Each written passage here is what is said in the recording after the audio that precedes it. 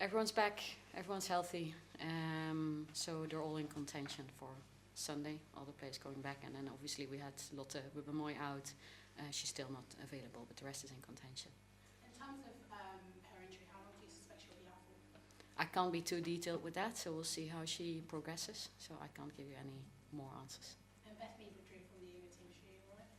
She's okay, yeah, she's also in contention. Lovely, thank you. Thank you. There's been some news in terms of a potential restructure of the WSL going forward. I just wanted to get your thoughts on that. Have you seen the details of that, and what do you anticipate would be the best idea going forward? Yeah, so I understood it came out yesterday. There's meetings going on. I don't know if they're still ongoing. I think the club is involved, so I want to wait for that meeting to be finished and get all the details before I answer the question. One part of the proposed restructure is the potential of not having a relegation in the WSL going forward. Is that something you'd be in support of? I always think for the competitive element of a league that it's good to be under pressure, but I think the people that are working with growing the women's game in England are trying to make the right decisions here. So again, until that meeting is done and there's more details, I can answer the questions. Do you think in some way losing an element of relegation, because it's obviously so unique to the WSL, we've seen the NWSL been formatted quite different for a very long time, do you think it kind of takes away the uniqueness from the WSL if we do end up in that position? I don't think it's unique. I think most competitions work like that, so I don't think it's any unique, and I think there's a reason why most competitions work like that in different countries, because you want to have that competitive element. But at the same time, there's like the decision makers on this have more detail and more knowledge. I understand that there needs to be a foundation and levels of professionalism to be able to provide the quality that we need in women's football. Lovely. There's also news of Matt Beard leaving Liverpool, affecting media. I just wanted to get your reaction to that. Yeah, it's always sad to see managers leave. I know how hard work it is, how much pressure there's on you, so it's sad to see him leave, and I wish him all the best for the future. Lovely. And just looking up ahead to this game against West Ham, they obviously went into the international break with a big win against Brighton. What can you anticipate from them coming into this game? Well, I think they're going to make it very hard for us, which they did in the away game as well. I think they have their identity as a team. They're looking to find their identity, and they're coming closer and closer. And I think what they will do is close down spaces and try to threaten us in different ways. And I think it's going to be a hard game, so we have to be on top of it. Thank you. Thank you. Thank you. Helen? Yes, Renee, nice to see you. First of all, just sort of pulling back widescreen, I was wondering how, for you and your coaching staff, how the international breaks works for you, kind of thing, because it's sort of like, it feels like a bit of a bump in the road maybe, or is it time to step back? For example, on Tuesday I went to Stevenage to see England under-23s play France, and I bumped into Sonia Bonpastor and we had a nice little chat. She was there with her family and everything like that, and all the French players came over to her, and I was wondering if you take that opportunity to dip your toe into other things and watch other games? I definitely try to watch the games. Unfortunately, most games are being played on the same day and the same time, so I can't see everything live. So I pick my games and I try to see the rest afterwards. It's always good, I think, to see other teams play and see how national teams set up and the trends in international football and how they use our players. I think there's learnings for us in that sometimes. And of course, I want to have a really good understanding what our players are doing when they're away and when they come back, so we can connect on that. And it's important for me to know where they're at. So I think it's you think about it as a decompression period, but it's not really. It's just a different period in your work, because we choose to do other things, work on our processes in the background, and obviously this is also a big part of those days, is following the players and what they're doing. Oh, and just to sort of follow up on that one, is because some of your squad went away quite far, so I've been asked to use animal analogies again, so your koalas and your eagles, I think I got that right, I presume because they'll be jet lagged and everything, they'll be like on the bench on Sunday rather than sort of starting. So that's kind of half the squad, isn't it? Half the starting team. We had 5 players away in the She Believes Cup, They're very professional, and the Americans and Australians, they do it almost every international break. They have to go to another continent, and they know how to deal with themselves. We do everything we can to get them back to the rhythm here again. So everything we do, these hours that we get, is to get them ready, and then there's still decision making. But they've done it before. They know how to deal with it. I'm asking because I've got Emily Foxes in my fantasy team, so I need to know. Yeah, we'll do it off the record. Thanks, Helen. Tom? Thanks. Hi, Renee. Thank you for speaking to us today. First of all, congratulations on winning Manager of the Month again. I just wanted to ask you what that kind of accolade means to you, and just wondered whether the awards shelf in your house is creaking a little bit now, or... No, and that award is going from coach to coach, so it doesn't stay. So, but there was 2 games in WSL in February, so it wasn't a big month. It's the shortest month of 12 months in the year.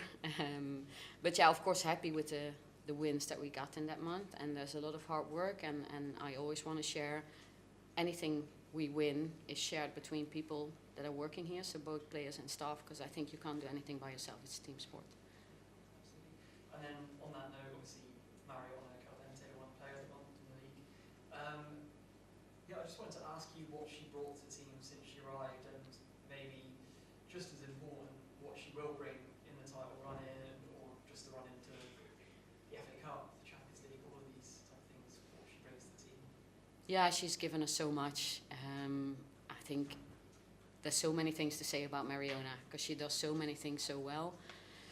Technically, tactically, her intelligence is really high level. Her work ethic is unbelievable. You can see it in games, but you can see it on the training pitch as well.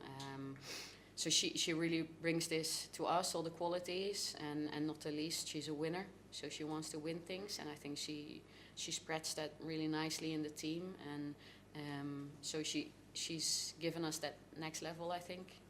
And we want to find the next level moving forward. But then again, we're talking about individuals here.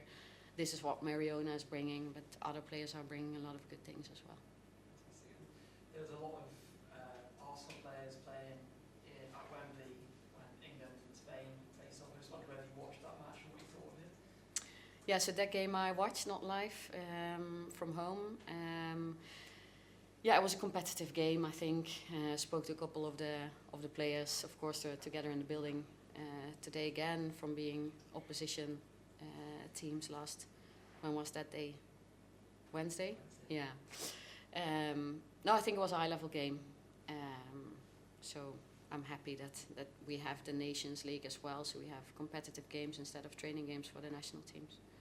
Brilliant, thanks. Thank you. Thanks, Tom. Sandra? Hi Renee, hope you're well.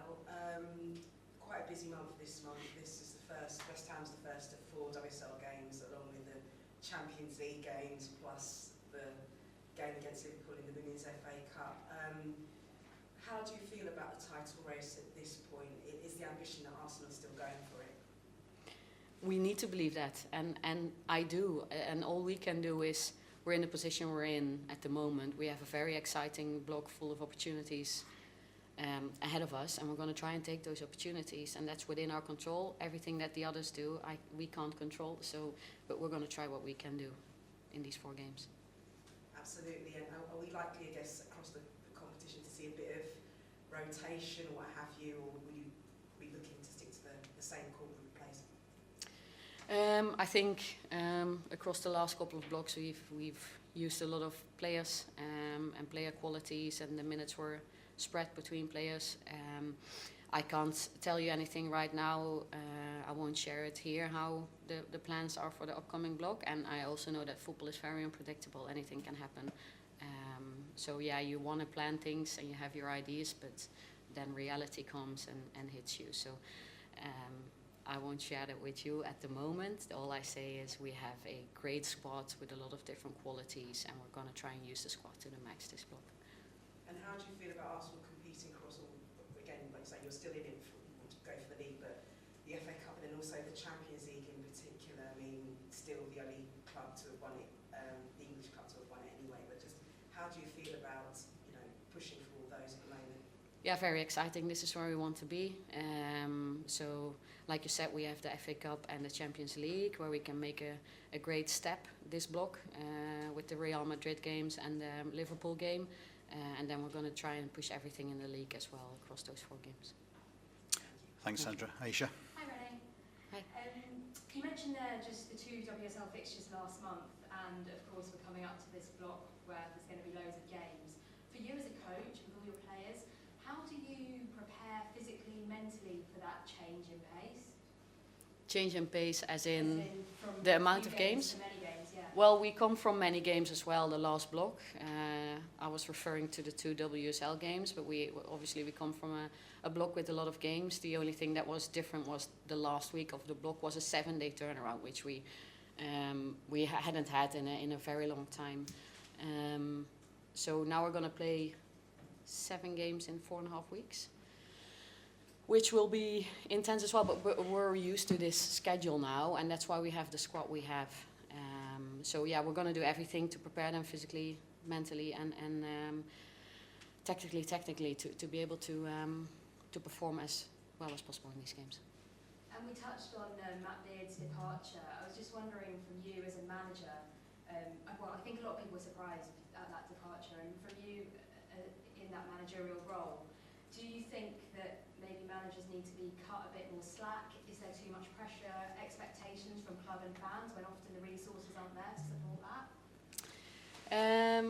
Yeah, I think it's all connected to expectations, and I think it's brutal sometimes to be in the role because we're human beings, and we, as much as you want to control things and give direction and lead things in the right way, you're not going to be able to control everything. So I think all coaches in the league, I know how intense WSL is and the challenge that you're facing week in, week out, and how big the game is growing and all the other things that are expected of you as a head coach. So I think the job is very demanding, and of course you want high quality and people that can manage that role really well. So there's a balance. So I think, from my opinion, you need to come with competencies and with quality, and you need to be backed as well and understand that you're both aligned on what the expectations are and where you're going as a club and as a team. And we're going to speak with Kim after this, and I was just wondering, from your perspective, what is it about Kim that makes her such a great leader on and off the field? Kim is a natural role model for many people, I think, not only players but also staff, because what she does is she sees all the small details, and she understands that all the little things you do as a professional athlete are going to contribute to your performance in the weekend. So everything she does is 100%. So it's not only the way she prepares for games, it's not only the 100% in trainings, it's every little detail she wants to get right. So it's also before and after training, and everything medically, from a performance point of view, physical point of view, anything she wants to get right. So she's a high performer. She demands the very, very best of herself, and then naturally, I think, in the way she is as a person, she, in a very good way, in a natural way, she demands that from others around her as well. Or even, she doesn't even have to demand it. You want to do it when you're around Kim. Thank you. Thanks very much. We'll go to Zoom. Tim, please. Yeah, hi there. Hi, Renee. Could I just ask quickly, when you said everyone's available other than Lotte, does that include Victoria Pelova? Could she be in the squad this weekend? Yeah, so all players are in contention apart from Lotte, which is very positive. And can I ask you, last time you played West Ham, I asked you about Rweki and Asai, who were obviously 2 of West Ham's bigger threats, and I think it was after your first game in charge against Vålerenga, and you said something about we have to tidy up behind the defensive line. And lo and behold, that West Ham game is where you first started Steph Catley at centre-back, and I know you often single her out without being prompted for praise, and one of the things you often say is that she does a lot of things that people won't see, and I wondered if you could expand on what some of those things are. On Steph specifically? Yeah. Positioning, her positional detail is on a very, very high level, which means that she can make good decisions because she's always in the right position to make those decisions, both in possession and out of possession, but also because she's always right in a position, she becomes very reliable for players around her. Thank you. Thank you. And Ellie, please. Hi Renee, hope you're okay. Just the one question from me. We've just heard from Amber Whiteley at Liverpool, who's replaced Matt Beard for now as interim boss. I just wondered, obviously you're a real success story this season as an interim manager who had a brilliant spell and then went on to get the job on a permanent basis. She said she's going to throw her hat into the ring and she's already said she wants the job permanently. I just wondered if you've got any advice for her and anything you can recommend in this block of things. I think any environment and any context is different, so it's hard to just throw in advice, do this or don't do that, but be yourself and try to find those small little things that you can impact in your period. And then I think also be brave if there's things you see that you want to change or you want to emphasize, then do it. Because I think that was one of the biggest advices I got as an interim coach. Don't think that you're interim and you're not in a position to change things or make decisions. You actually are, and do it, because that's going to probably lead to what you want to do with the team. So that would be my little advice, whatever that means at Liverpool for Amber. And just quickly, do you think it's important that clubs kind of look inwards and go for the, especially female coaches for these Women's Super League clubs that are already within the club, than perhaps looking elsewhere? I think it's important. The game is growing so fast. The quality of the game is increasing almost by every month, every year, and we want the best. And I think it's important that all people that are working around football, so coaches, but also people in other roles, there should be opportunities given, and we need them to be on a high level. So, and it comes with both. So we need to give opportunities, but we also make sure that there's a framework and a setup where we can get really high quality people. Thanks, Ellie. Tim, you've still got your hand up. Had you got an extra question, or no? It's gone. Lovely. I can't see any more hands up. So yeah, we'll leave it there. Thank you very much. Thank you very much. Thank you. Yeah, I was curious after the octopus. It was Aisha said she wanted